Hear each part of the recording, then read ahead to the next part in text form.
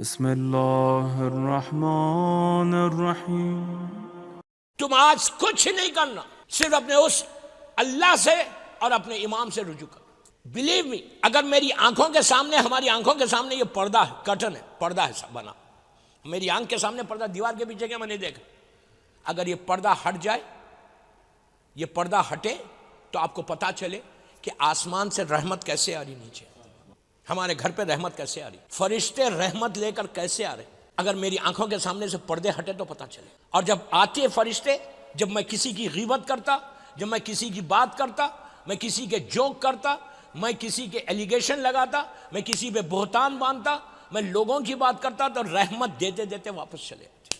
Don't lose your night. آج کی رات لوز کرنے کی نہیں ہے دوستو۔ اگر کل خدا نہ خواستہ بیمار ہونے والے ہو، کل پریشانی آنے والی ہے، کوئی کام تمہارا رکنے والا ہے، آج کی رات اللہ سے ساری دعاؤں کو قبول کرا لو۔ آج اللہ بول رہا میرے بندے مانگ لے، جو مانگنا ہے مانگ لے۔ آج رحمت کے سارے دروازے کھلے ہوئے۔ تیرا معصومین کا وارث کی رات ہے، تیرا معصومین کے وارث کی رات ہے۔ آج کی رات فیا لیتنی کنتو ماکم فافوزا ماکم کی رات ہے۔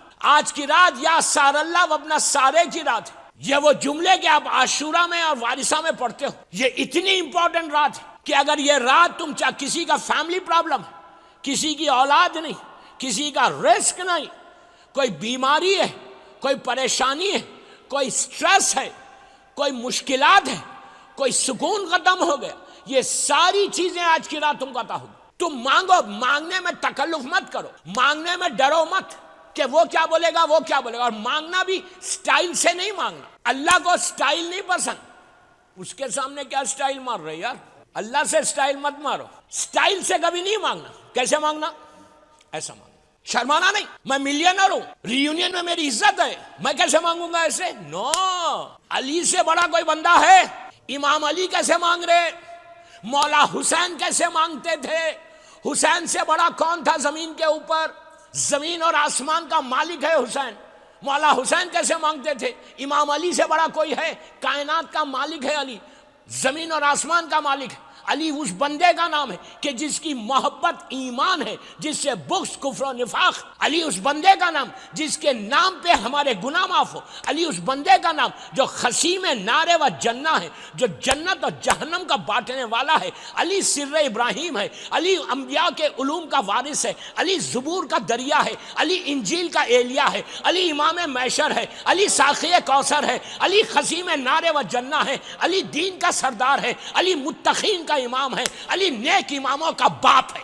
وہ علی کہ جس نے ہر نبی کی مدد کی پوشیدہ رہ کر، ہمارے رسول کی مدد کی کھلم کھلا رہ کر۔ وہ علی کیسے مانگ رہا اللہ سے؟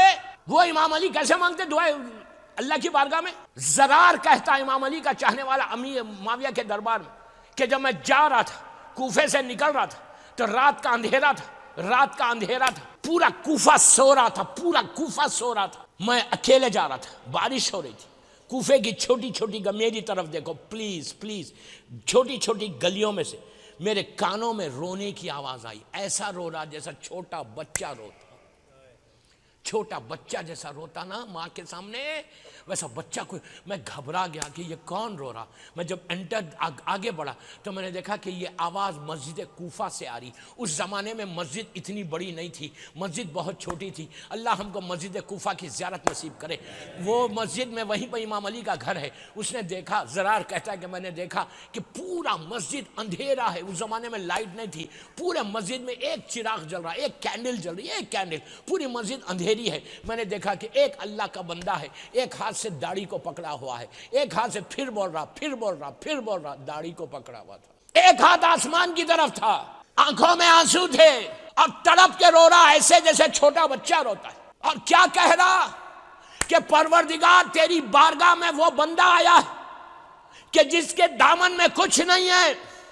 یہ کون بول رہا؟ یہ امام علی بول رہا۔ اللہ تیری بارگاہ میں حقیر بندہ ہے۔ دعائے کمیل میں آپ کہتے یا رب جلیل، نہیں بولتے انا عبدک ذلیل و حقیر و فقیر و مسکین۔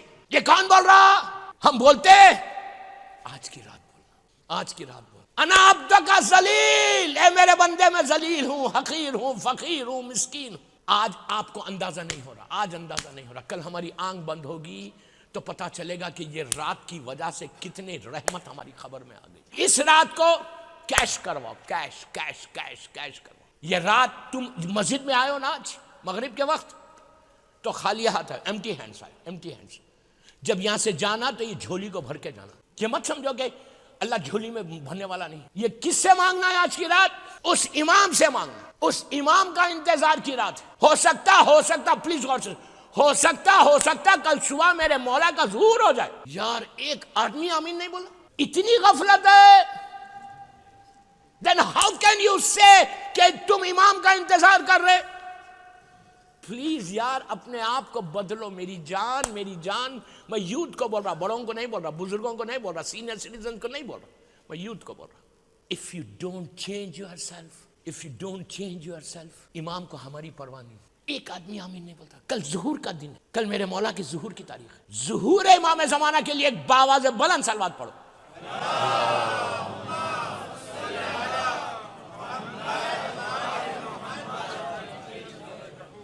یہ زمانہ کیا ہے ہم کتنے پرابلمز میں آپ کو اندازہ ہے۔ اللہ کے رسول آج کے زمانے کے لیے ایک حدیث ارشاد فرماتا ہے، ایگزیکٹلی آج ہمارا وہی پیریڈ جس کے بارے میں رسول اللہ نے 1400 سال پہلے بولا کہ میرے بیٹے کے ظہور سے پہلے طلاق زیادہ ہوگی، طلاقیں زیادہ ہوں گی، لوگ ایک دوسرے کے ڈیفرنسز میں آ جائیں گے، غیبت عام ہو جائے گی۔ آج آپ کے سامنے نماز قضا کریں گے، زبان کی نوک سے پڑھیں گے، کلمہ یا نہیں آئے گا۔ آج ہمارے سامنے پورا ہمارا معاشرہ ہے، پورا ہمارا سماج، پوری ہماری سوسائٹی میں، پوری دنیا کی بات کر رہا ہوں میں، ری یونین کی بات نہیں کر رہا، کہ کس حالت میں آج کمیونٹی کا حال ہو گیا۔ اب کمیونٹی کتنے بڑے لوگ کتنے آرام کے ساتھ زندگی گزار رہے ہیں۔ ہمارا پرواہ تھوڑی ہے، ہمارا کیس تھوڑی ہے، ہمارا پرابلم تھوڑی ہے۔ ایک چیز یاد رکھو، میں نے ہمیشہ یہ جملہ پوری دنیا میں بولا ہے، اگر آگ تمہارے پڑوس میں لگی ہوئی ہے نا تو یہ مت سمجھو کہ وہ یہاں نہیں آئے گی۔ اگر آگ وہاں پڑوس میں ہے آج، کل تمہارے گھر میں بھی آ جائے گی۔ unless you change yourself, unless you protect yourself۔ یہ طلاق، یہ ڈیفرنسز، یہ امام کو پسند نہیں، وہ امام زمانہ کے لشکر میں کبھی شامل نہیں ہو سکتا۔ میں اتنی بڑی بات بول رہا ہوں، وہ زمانے کے امام کے لشکر میں کبھی شامل نہیں ہوگا۔ جو بے گناہ کسی کو طلاق دیتا ہے کبھی شامل نہیں ہوگا، اس لیے کہ اس کا کیس تو رسول اللہ لڑیں گے قیامت کے دن۔ کسی پہ ظلم مت کرو، تمہارے معصومین پہ ظلم ہوا، تم ظلم نہیں کرنا۔ دوسری چیز، رزق حلال کی کوشش کرو، رزق حلال اپنے بچوں کو کھلاؤ، تم کھاؤ۔ حق زہرا نکالو، آج کی رات حساب کرو، نکالو۔ اگر تم یہ چاہتے ہو کہ امام زمانہ تمہارے گفٹ کو، تمہارے تحفے کو لے تو پہلے حق زہرا نکالو آج کی رات۔ اگر نہیں نکالو گے پھر امام تک آپ یہ مت سمجھو کہ یار نہیں گئے تو کیا فرق پڑتا، کیا فرق پڑتا، کل معلوم ہوگا، کل معلوم ہوگا۔ یہ رات چلی جائے گی، امام خدا نہ خواستہ امام ہم کو نہ دیکھے، ہماری طرف نگاہ نہیں کرے تو کل یہ ہوگا کہ جو دعا تمہارا کام بننے والا منہ تک آئے گا رک جائے گا، اس لیے کہ نظر کرم امام ہی نہیں ہوگا۔ میں یوتھ کو بول رہا کہ یہ ریولوشن لاؤ، یہ انقلاب لاؤ کہ حق کا زہرا دینا ہے، جو دیتا ہے شکر ادا کرے، جو نہیں دیتا وہ حق زہرا دے۔ آج کی رات یہ وعدہ کرو امام سے، تو کبھی بھی پورا سال تم پرابلم میں تمہارا رزق نہیں رکوں گا، گارنٹی کے ساتھ بول رہا، ممبر رسول سے، ری یونین کے اس امام بارگاہ میں بول رہا، میری مجلس پوری دنیا میں جاری، سب کے لیے بول رہا کہ میں اپنے جملوں کا ذمہ دار ہوں، میں ریسپانسبل آف مائی ورڈز، کہ اگر کوئی حق زہرا دیتا ہے اس کا رزق کبھی نہیں بند ہوتا۔ یہ کوئی بات نہیں بولے گا، کوئی نہیں بولے گا آپ کو، اس لیے کہ میں دیتا ہوں خمس، مجھے معلوم ہے میں لیتا نہیں ہوں خمس، جس کو دیتے دو، جس کی تقلید میں دو ہے اس مرجع کے وکیل کو دے دو، لیکن حق زہرا، بی بی زہرا کا حق امام زمانہ کو، ان کے بیٹے کو دو، اس کے بعد دیکھو کہ مولا کا نظر کرم کیسے ہوتا ہے۔ ایک صلوات پڑھ لے محمد وآل محمد پر۔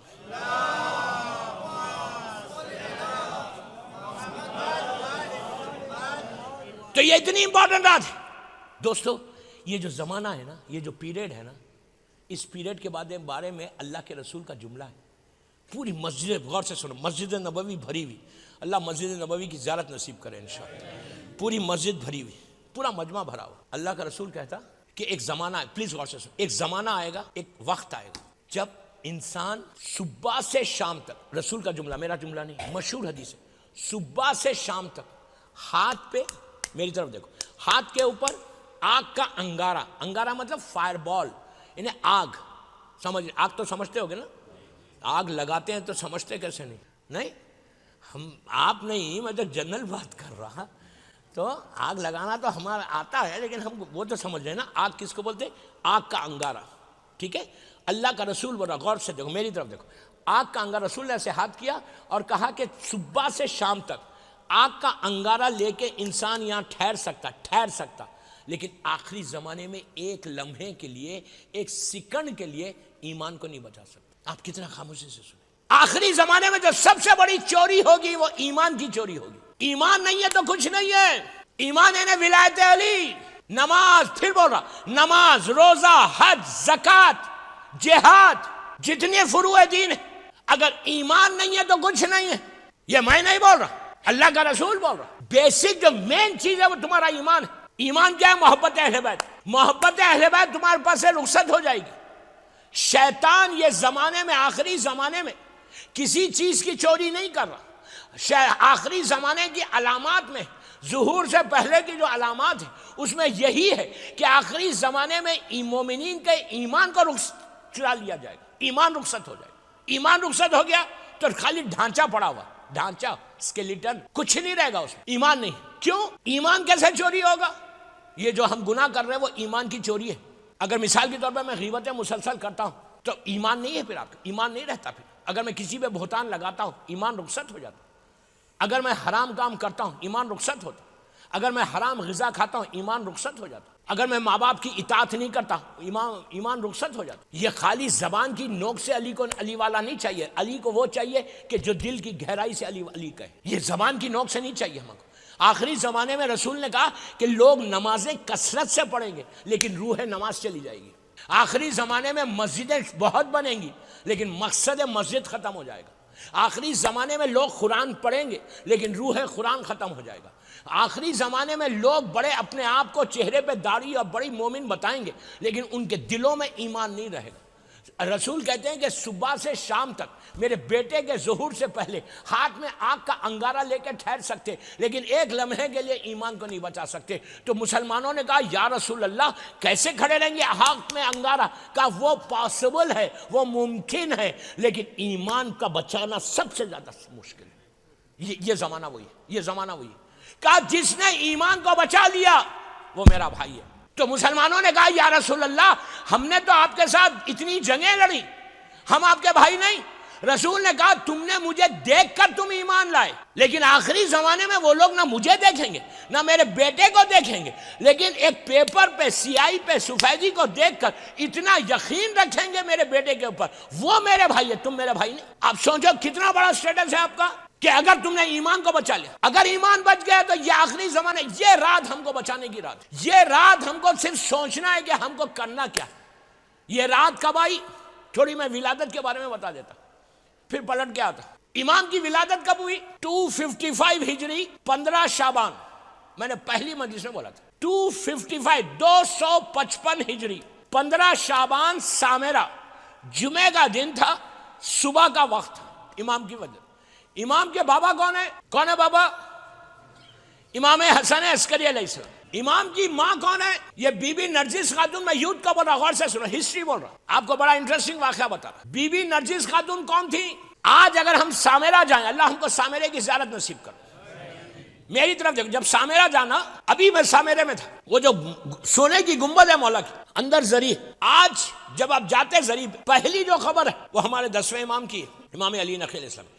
اس کے بعد 11ویں امام کی, ہمارے زمانے کے امام کے بابا امام حسن عسکری علیہ السلام. اس کے بازو بی بی نرجس خاتون ہے, ہمارے امام کی ماں ہے. یہ 3 خبروں کے اوپر کی جو خبر ہے وہ بی بی حکیمہ خاتون, وہ 10ویں امام کی بہن ہے, سسٹر ہے, 9ویں امام کی بیٹی ہے, 11ویں امام کی پھوئی ہے, ہمارے امام کی دادی ہے. ان سے کئی روایتیں, 4 خبر ایک زری کے نیچے آج بھی شامل ہے. بی بی نرجس خاتون یہ روم میں اس وقت 255 ہجری میں ہسٹری بتا رہا, 255 ہجری میں پوری دنیا میں 2 بڑے بگ پاورز تھے. جیسے آج بگ پاورز ہے, چائنا بھی بگ پاور ہے, امریکہ بھی بگ پاور ہے. تو اس زمانے میں 2 بگ پاور تھے. ایک اسلام تھا جو عرب میں تھا, عیسائیت کرسچینٹی روم میں تھی, ویسٹ میں تھی.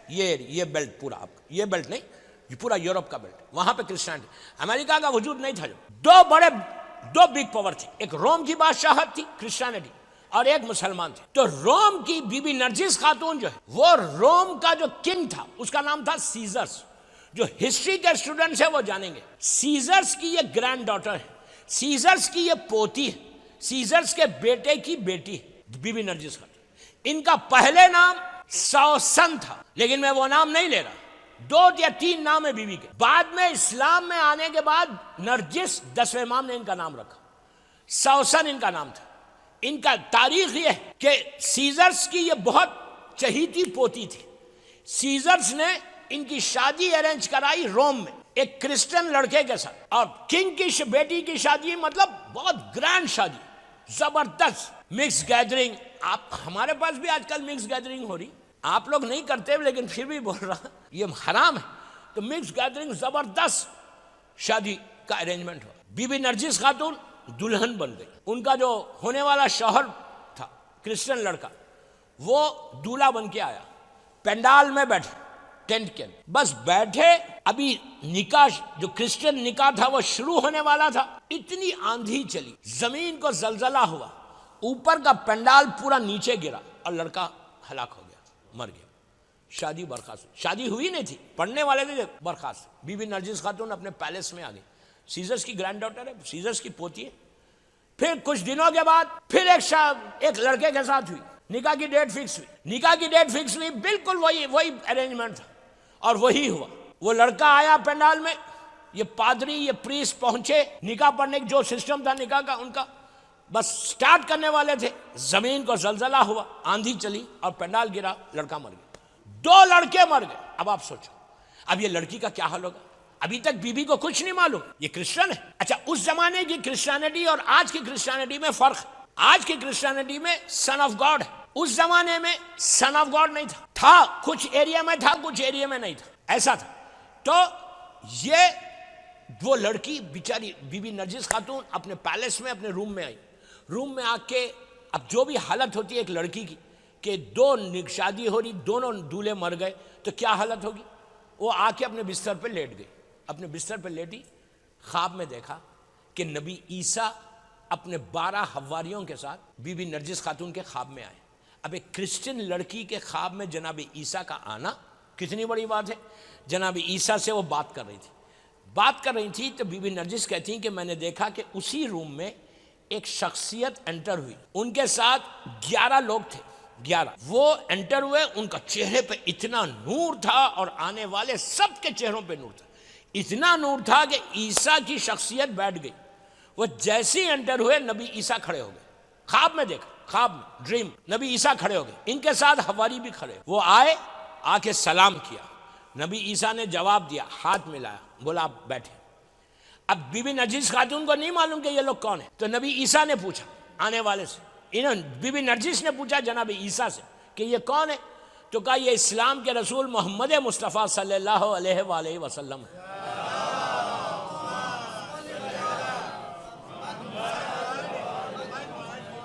کہا یہ لوگ کون ہیں؟ تو کہا ان کے بیٹے امام علی سے لے کے 11ویں امام تک سب آئے.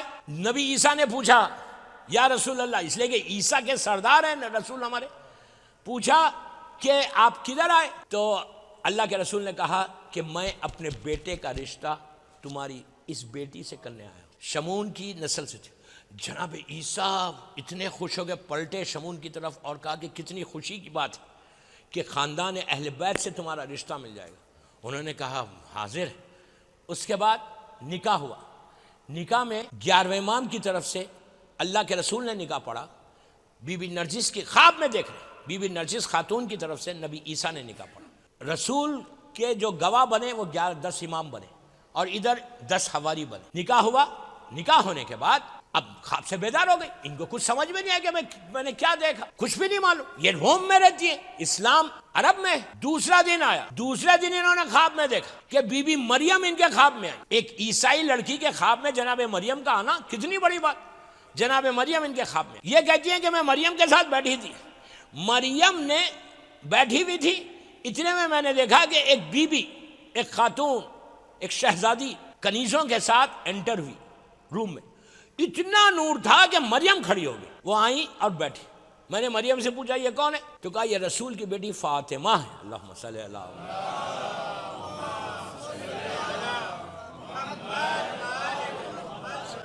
یہ سمجھ گئی کہ یہ میری ساس ہے۔ تو اس کے بعد جناب مریم نے بی بی نرجس کو کلمہ پڑھا، اسلام کا کلمہ، اشہد ان لا الہ الا اللہ و اشہد ان محمد رسول اللہ۔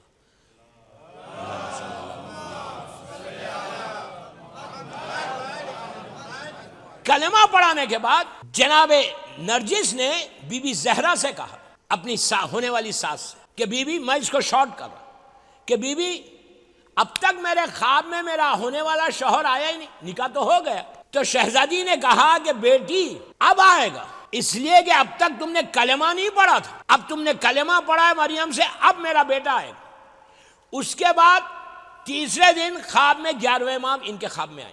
کس کے خواب میں؟ بی بی نرجس کے خواب میں آئے، گفتگو ہوئی، اس کے بعد کچھ دن تک مسلسل آتے رہے۔ اس کے بعد یہ کہا 11ویں امام نے آ کے کہ میں نرجس ہی بول رہا کہ نرجس تمہارا دادا، گرینڈ فادر، دادا مسلمانوں سے لڑنے کے لیے لشکر کو لے کے جا رہا، تم کنیزوں کا لباس پہن لینا اور کنیزوں کا لباس پہن کر اپنے آپ کو مسلمانوں کے لشکر میں کنیزوں کا لباس پہننا اور مسلمانوں کے پاس اپنے آپ کو گرفتار کروا لینا کنیز بن کے۔ ہمارے رسول اللہ کی ایک حدیث ہے کہ میری جو آخری بیٹا ہوگا، جو میرا آخری وارث ہوگا، وہ خاندان رائل فیملی سے بھی ہوگا، اس کی ماں، اس کی بیوی، اس کی ماں، اور وہ ایک کنیز کے لباس میں بن کے آئیں گے۔ ایگزیکٹلی یہی ہوا۔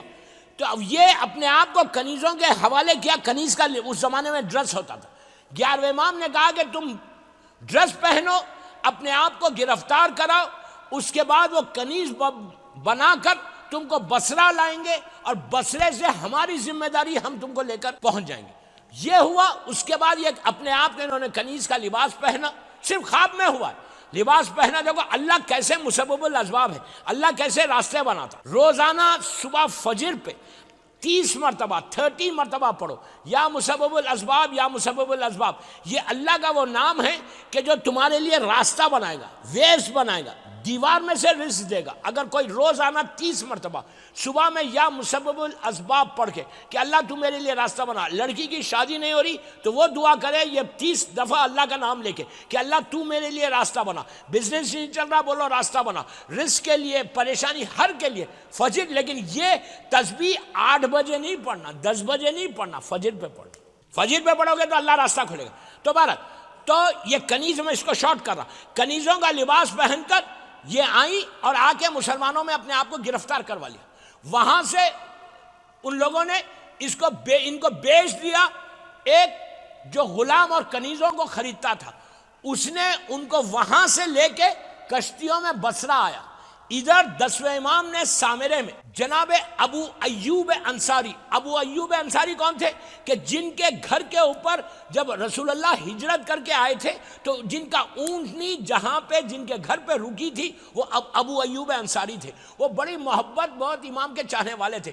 ان کی نسل سے ایک آدمی کو بلایا 10ویں امام نے سامرے میں، بلا کے 220 دینار دیے، ایک تھیلی میں رکھا، مہر لگایا اور ایک رومی زبان میں خط لکھا، رومی زبان عربی میں نہیں، رومی زبان میں خط لکھا اور کہا کہ تمہارے پورا خاندان ہمارا چاہنے والا ہے، تم میرا کام کرو، تم یہ پیسے لو اور یہ خط لو اور سیدھا سامرہ اور بصرہ کافی دور ہے، 600 میل کے قریب ہے، 600-700 میل ہے، کہ جاؤ اور جا کر صبح کے وقت ساحل پہ جانا، کچھ کشتیاں آئیں گی، غلام اور کنیز آئیں گے، لوگ آ کے بولی لگائیں گے اور ایک کنیز کو دیکھنا جو حجاب میں رہے گی اور وہ یہ بولے گی کہ میرا لینے والا آنے والا ہے، اس کو تم یہ رومی خط دے دینا اور 220 دینار میں اس کو خرید کے میرے پاس لے کر آ جاؤ۔ وہ وہاں سے چلا سامرے سے 700 میل چلتا ہوا سیدھا بصرہ آیا۔ بصرہ پورٹ ہے عراق کا، آج بھی بصرہ پورٹ ہے عراق کا، یہ وہاں پہنچا۔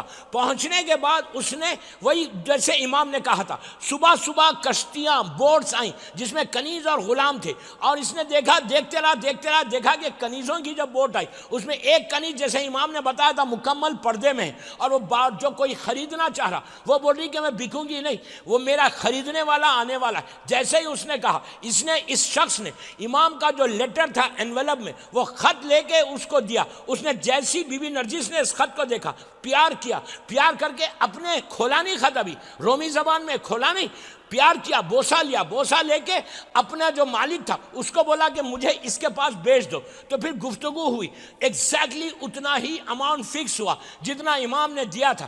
220 دینار میں بی بی کو خریدا۔ خرید کے یہ آدمی بصرہ پورٹ سے اپنے گھر لے کر آیا، لا کے پوچھا کہ تم کون ہو؟ تو کہا کہ سنو، میں کنیز نہیں ہوں، میں روم کی سیزرز کی پوتی ہوں، جس نے تجھے خط دیا مجھے وہاں تک پہنچا دے۔ اب غور سے سنو، وہاں تک پہنچا دے۔ وہاں سے بی بی نرجس وہاں سے چلی، بصرے سے سامرہ آئیں، 600 میل دور سامرہ آئیں، سیدھا 10ویں امام کے گھر پہ آ گئی۔ بس اس کو میں نے بہت شارٹ کیا۔ 10ویں امام، آج جو 10ویں سامرے میں جو امام کا روضہ ہے، یہ وہی جگہ ہے کہ جہاں 10ویں امام کا گھر تھا۔ وہاں پہنچی، بی بی نرجس آئی، آ کر 10ویں امام کے پاس بیٹھ گئی۔ 10ویں امام نے بات کیا، بات کر کے کلمہ پڑھوایا، کلمہ پڑھوا کے 10,000 دینار 10,000 دینار کی ایک تھیلی میں رکھا، رکھ کے نرجس خاتون کے سامنے رکھا، رکھ کے کہا، میں نرجس بول رہا، رکھ کے کہا نرجس، میں تم چاہو تو یہ 10,000 دینار لے لو، میں نے تم کو اللہ کے نام پہ آزاد کر دیا، تم جہاں چاہے جا کے رہو، یا یہ لو، یا میں تم کو ایک بشارت دیتا ہوں کہ جیسے تم نے خواب میں دیکھا ویسے اگر تمہارا نکاح میرے بیٹے کے ساتھ ہوا تو اللہ تمہارے بطن سے ایک ایسا بیٹے کو عطا کرے گا جو زمین اور آسمان کا مالک ہوگا، جو عدل و انصاف کو بھر دے گا، جو ظلم کو ختم کرے گا، جو آخری زمانے کا امام ہوگا، وہ میرا وارث ہوگا۔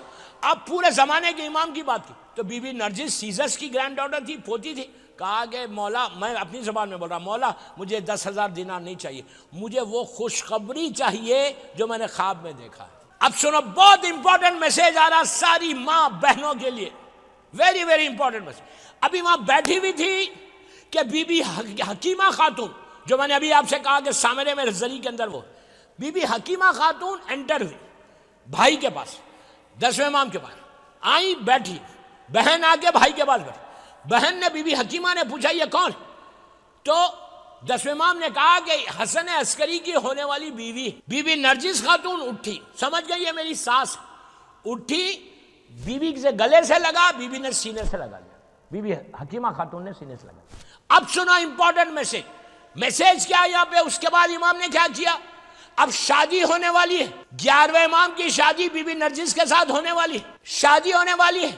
پھر بول رہا 11ویں امام کی شادی 10 بی بی نرجس کے ساتھ ہونے والی ہے، کل پرسوں ترسوں 3 4 دن 5 دن 8 دن میں شادی کا ہونے والا ہے۔ 10ویں امام نے، غور سے سنو میری ماں بہنوں، 10ویں امام نے کیا کیا؟ بی بی نرجس کو بی بی حکیمہ خاتون کے حوالے کیا، اور بی بی حکیمہ سے یہ کہا کہ بہن حکیمہ، نرجس کو اندر لیڈیز سیکشن میں لے کے جاؤ، اور لے کے جا کے اسلام بتاؤ، حلال بتاؤ، حرام بتاؤ، اس کے بعد میں نکاح کروں گا۔ اب میں یہ سوال کرتا کہ کیا ضرورت ہے نرجس خاتون کو حلال حرام بتانے کی؟ اس لیے کہ یہ ایک امام کی بیوی بننے والی ہے، یہ ایک امام کی ماں بننے والی ہے، 2 اماموں سے ڈائریکٹ رشتہ ہونے والا ہے۔ شادی کے بعد امام حسن عسکری علیہ السلام بتا دیں گے، لیکن شادی سے پہلے 10ویں امام کیا میسج دے رہے؟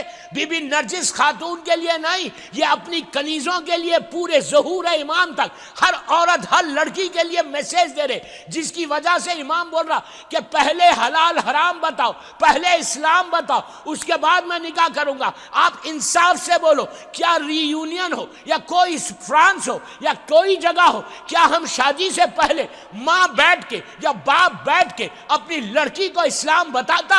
آج جو پرابلمز ہے، اسی لیے پرابلمز ہے، افسوس نہیں ہو رہا، مجھے افسوس ہو رہا، I'm feeling sad۔ کب تک؟ آج گھر ٹوٹ رہے، بیوی الگ رہتی، شوہر الگ رہتا، خدا نہ 1 سال 2 سال الگ الگ ہے، سپریشن ہے۔ یہ غیر مذہب نہیں ہے، میں نام نہیں لینا چاہتا یہاں پہ، یہ اسلام کا طریقہ نہیں ہے، کہ تم الگ رہ جاؤ میں الگ رہ جاؤ. نو، اگر حرام کرے گی لڑکی تو کون ذمہ دار ہے؟ پلیز ہاتھ جوڑ کے بول رہا، اپنی شریعت کو، اپنے اعمال کو، اپنی عبادتوں کو ضائع مت کرو. کوئی عبادت ایکسپٹ نہیں ہوگی. آج کی رات جتنے ڈفرنسز ہے سب مل لو، سب ایک دوسرے سے گلے ملو. یہ غرور اور تکبر کس کے سامنے؟ اللہ سے. غرور اور تکبر کا نتیجہ دیکھا، شیطان اتنی عبادت کرنے والا، ایک غرور کیا تو حشر کیا ہوا؟ رجیم بن گیا. پلیز یار مت کرو. بی بی نے کیا کہا؟ امام نے کہا کہ پہلے اسلام بتاؤ، پہلے حلال حرام بتاؤ پھر نکاح ہوگا. اب میں اس کو شارٹ کر رہا. بی بی کا نکاح ہوا امام حسن عسکری علیہ السلام کے ساتھ. شادی ہوئی. شادی ہونے کے بعد آج کا دن آیا. اب میں پورا شارٹ کر کے آگے آج کے دن 255 ہجری 14 شعبان صبح کا وقت، یعنی آج کی صبح، کل کی صبح نہیں، آج کی صبح جو دن گزر گیا. صبح کا وقت آیا. صبح کے وقت بی بی حکیمہ خاتون آئیں اپنے بھائی کے گھر، نہیں 11ویں امام کے گھر آئیں، بھتیجے کے گھر. بی بی حکیمہ فوئی آئیں. اس کے بعد شام کا وقت تھا، مغرب سے پہلے بی بی حکیمہ خاتون نے کہا امام حسن عسکری علیہ السلام سے کہ بیٹا مجھے اپنے گھر جانا ہے. تو 11ویں امام نے کہا کہ پھوپھی اماں آپ گھر نہیں جائیں، آج کی رات یہیں رکے، نہیں آج کی رات آپ یہیں میرے پاس ہی رکے. کہا نہیں مجھے جانا ہے بیٹا. کہا نہیں پھوپھی اماں آج کی رات رکے، کل صبح میں اللہ مجھے وہ بیٹا عطا کرے گا جو زمین اور آسمان کا مالک بنے گا، جو وارث کعبہ ہوگا، جو ہم سب کا وارث ہوگا. بی بی حکیمہ نے پوچھا کس کے وطن سے ہوگا؟ 11ویں امام کی ایک ہی شادی ہے، کس کے وطن سے ہوگا؟ کہا نرجس کے. بی بی حکیمہ اٹھی، جناب نرجس خاتون کے کمرے میں گئی، جا کے چیک کیا، آ کے کہا پریگننسی کے کوئی آثار ہی نظر نہیں آ رہے، حمل کے کوئی آثار ہی نظر نہیں آ رہے، کیسا ہوگا؟ تو 11ویں امام نے کہا پھوپھی اماں اللہ مجھے یہ بیٹا اسی طرح عطا کرے گا جیسے نبی موسیٰ کی پریگننسی تھی ویسی یہ میرے بیٹے کی پریگننسی. ارے یار کتنا خاموش سنتے نہیں آپ. نبی موسیٰ کی ماں کا یہی تھا نا، فرعون کے خوف سے پتہ ہی نہیں تھا، جب ڈیلیوری کے وقت معلوم ہوا تھا کہ اب ڈیلیوری ہونے والی. بالکل نبی موسیٰ جیسے دنیا میں آئے تھے، میرا بیٹا بھی ویسے آئے گا. بی بی حکیمہ خاتون رک گئی. رکنے کے بعد آج کی رات عبادتیں کرتی رہی. آج کی رات شب برات کی رات ہے. 11ویں امام بھی عبادت کر رہے تھے، بی بی نرجس بھی عبادت کر رہی تھی، بی بی حکیمہ بھی عبادت کر رہی تھی، الگ الگ کمرے میں عبادت کر رہے ہیں. اس کے بعد فجر سے پہلے، بالکل فجر سے پہلے جناب حکیمہ خاتون کے ذہن میں خیال آیا میرے بیٹے نے کہا ہے، شک نہیں لیکن اب صبح کا وقت ہو رہا، ابھی تک بچہ نہیں آیا. جیسے خیال آیا دوسرے کمرے سے 11ویں امام نے پکار کے کہا کہ پھوپھی اماں وہ وقت آ گیا ہے جس کی میں نے بشارت دی تھی. اس کے بعد حکیمہ خاتون یہ کہتی کہ میں نرجس کے کمرے میں گئی، بالکل فجر سے تھوڑی دیر پہلے حمل ظاہر ہوا، پریگننسی ظاہر ہوئی. اور بی بی نرجس خاتون ان کو تو پتا تھا، وہ بھی میں اس کو بالکل بہت احتیاط سے پڑھ رہا. اس کے بعد کہتی ہے بی بی حکیمہ کہ پورا کمرہ نور سے منور ہو گیا، پورا کمرے میں روشنی. دیکھیں آج کے زمانے میں اتنی لائٹ ہے کوئی پرواہ نہیں، اور 10 لائٹ لگ جائے تو کوئی ایسا پلٹ کے دیکھے گا بھی نہیں. اس زمانے میں اتنی لائٹ نہیں ہوتی تھی، ایک کینڈل ہوتی. پورا کمرہ پورا روشن ہو گیا کہ آنکھوں سے دکھ رہا نہیں. بی بی حکیمہ کہتی ہیں کہ جیسے ہی روشنی ختم ہوئی میں نے دیکھا کہ ایک چھوٹا سا بچہ اپنی پیشانی کو زمین پہ رکھ کے اللہ کی وحدانیت کا اعلان کر رہا، رسول اللہ کی رسالت کا اعلان کر رہا. اس کے بعد امام علی سے لے کے 11ویں امام تک ہر امام کی ولایت کا اعلان کر یہ کرا. اس کے بعد بی بی نرجس خاتون نے ہمارے 12ویں امام کا ایسا لیا، ماں نے ایسا لیا، لے کے پیار کیا. پیار کر کے دوسرے کمرے میں آئیں. دوسرے کمرے میں 11ویں امام بیٹھے ہوئے تھے، لا کے بیٹے کو ایسا دیا. 11ویں امام نے اپنے بیٹے کو ہمارے 12ویں امام کو لیا، لے کے پیار کیا، اپنی زبان آپ کے منہ میں دی. پہلا رزق ہر معصوم کا ایسی ہوتا ہے، رسول اللہ نے امام علی کو دیا تھا، امام علی سے اسی طرح تو اپنی زبان دی. اس کے بعد پیار کیا، پیار کر کے سینے سے لگایا. اب یہاں پہ بی بی نرجس خاتون یہ روایت کرتی کہ میں نے دیکھا کہ بازو جو کمرہ تھا، جیسا یہاں پہ امام بیٹھے ہوئے اور یہ کمرہ ہے، اس کمرے میں کچھ پرندے، برڈز، پرندے سمجھتے ہو، برڈز، وائٹ کلر کے بڑے بڑے پرندے اپنے پروں کو ایسا ایسا ہلا رہے. بھی 11ویں امام نے ایسا دیکھا، دیکھ کے اٹھے، ہمارے 12ویں امام کو ان پرندوں کے حوالے کیا. پرندے نے اپنے پر میں ایسا کیا کر کے سیدھا آسمان کی طرف اڑنے لگے. چھت ہٹی، وہ لوگ پورا آسمان کی طرف. بی بی نرجس کہتی کہ میری آنکھوں میں آنسو آ گئے. میں نے کہا کہ آپ نے میرے بچے کو کس کے حوالے کر دیا؟ کہا، اب امام کا جملہ سنو. امام نے کہا، 11ویں امام کا جملہ، امام نے کہا یہ کس، نرجس نے کہا یہ کس پرندوں کے حوالے کیا؟ کہا یہ پرندے نہیں ہیں، یہ قدسی فرشتے ہیں. جیسے تمہارے بیٹے کا انتظار زمین پہ ہو رہا، آسمانوں میں بھی ایسی ہو رہا. وہ پرندے لے کے اوپر گئے. 8 دن کے بعد امام کو لے کر واپس آئے. 255 ہجری 15 شعبان امام کی ولادت ہوئی. 5 سال زندہ رہے اپنے بابا کے ساتھ. بی بی نرجس خاتون کی وفات 11ویں امام سے 1 سال یا 1.5 سال پہلے انتقال ہو گیا. ماں کا انتقال پہلے ہوا. اس کے بعد 5 سال کے آپ تھے، 5 ایئرس کے جب تھے، 8 ربیع الاول 60 ہجری 260 ہجری 260 ہجری 8 ربیع الاول کو ہمارے 11ویں امام کی شہادت ہے. 11ویں امام کی شہادت تک یہ 5 سال تک کسی کو نہیں معلوم تھا پوری دنیا میں کہ ہمارا امام دنیا میں آ گیا. امام کی ولادت سے غیبت شروع ہو گئی. کسی کو نہیں معلوم تھا، صرف 11ویں امام کو معلوم تھا. بی بی حکیمہ خاتون، بی بی نرجس خاتون، یا ایک کنیز کا نام ہے یا ایک غلام کا نام ہے، بس. اس کے علاوہ کسی کو نہیں معلوم، صرف 4 آدمی کو. امام نے نیچے کمرہ بنوایا تھا اس لیے کہ بنی عباس یہ کوشش کر رہی تھی کہ 12ویں کو ختم کر دو، تو امامت کی حفاظت کے لیے 11ویں امام نے اپنے بیٹے زمانے کے امام کی حفاظت کی. پہلی مرتبہ، فرسٹ ٹائم امام زمانہ جو پبلک میں آئے وہ اپنے بابا کی نماز جنازہ پڑھانے. جب 8 ربیع الاول کو 11ویں امام کا جنازہ تیار تھا، اور 11ویں، آپ سوچو 11ویں امام کے سگے بھائی، ہمارے امام کے سگے چچا جعفر، ان کو بھی نہیں معلوم تھا، فیملی میں کسی کو نہیں معلوم تھا، صرف 4 آدمی کو، نرجس خاتون، حکیمہ خاتون، 11ویں امام، ایک کنیز ہے یا غلام ہے. 4 کے علاوہ کسی کو نہیں معلوم. پہلی مرتبہ جو پبلک میں زمانے کا امام آیا وہ 5 سال کا سن تھا جب 11ویں امام کا جنازہ تیار ہوا. سگے بھائی 11ویں امام کے جعفر، وہ نماز پڑھنے کے لیے آگے بڑھے، لیڈ کرنے کے لیے نماز جنازہ کے لیے. دروازہ کھلا، 12واں امام باہر آیا، آ کے اپنے چچا کے ایسے دامن کو پکڑ کے کھینچ کے کہا، چچا یہ حق میرا ہے. 5 سال کا بچے نے کہا میرا حق ہے. وہ پیچھے ہٹ گئے. 12ویں امام نے کھڑے رہ کے نماز پڑھائی، پلٹ کے مجمع کو دیکھا آخری مرتبہ، پھر کمرے میں چلے گئے. پھر کمرے میں گئے تو اب یہ جو غیبت شروع ہوئی، اس غیبت کا نام ہے غیبت صغریٰ، اسمالر اوکلٹیشن. انگلش میں اس کو بولتے ہیں اسمالر اوکلٹیشن. یہ پیریڈ شروع ہوا 8 ربیع الاول 260 ہجری سے 15 شعبان، یعنی کل کی تاریخ 15 شعبان 329 ہجری تک. یہ 69 ایئرس کا، 69 سال کا یہ پیریڈ ہے جس میں امام نے 4 نائب کو بنایا تھا. محمد ابن عثمان، عثمان ابن سعید، حسین ابن رو. حسین ابن رو وہ ہے جو کل آپ عریضہ صبح میں لکھیں گے، جو 15 شعبان کا عریضہ آپ لکھتے ہیں، اس عریضے میں جو آپ وسیلہ بناتے ہیں وہ حسین ابن رو کو بناتے ہیں. حسین ابن رو تیسرے نائب ہیں امام کے. وہ اس کے بعد چوتھے نائب علی ابن سمری، ان کا پیریڈ آج ہی کل ختم ہوتا ہے. 15 شعبان علی ابن سمری کا انتقال ہے. یہ چاروں نائبین کی خبر عراق میں، بغداد میں آج بھی موجود ہے. ان کو نوابین اربع بولتے. یہ 69 ایئرس کا پیریڈ ہے. اس میں انہوں نے، یہ لوگوں، یہ ڈائریکٹ نائب تھے. یہ ڈائریکٹ نائب تھے کیا مطلب؟ امام سے یہ ملتے تھے، امام ان سے ملاقات کرتا تھا. لوگ جا کے شیعہ لوگ اس زمانے کے خمس دیتے تھے، خط لکھتے تھے، امام ان کو جواب دیتا. شیخ صدوق کا، یعقوب کلینی کا، یہ پورے واقعات کبھی آؤں گا تو پڑھوں گا. یہ سب وہی امام کے زمانے کے غیبت صغریٰ کا زمانہ ہے. یہ جو پیریڈ ہے، یہ اس پیریڈ کو بولتے ہیں غیبت کبریٰ، ہائر اوکلٹیشن. انگلش میں اس کو بولتے ہیں ہائر اوکلٹیشن، غیبت کبریٰ. یہ لگ بھگ 1200 سال کا پیریڈ ہے.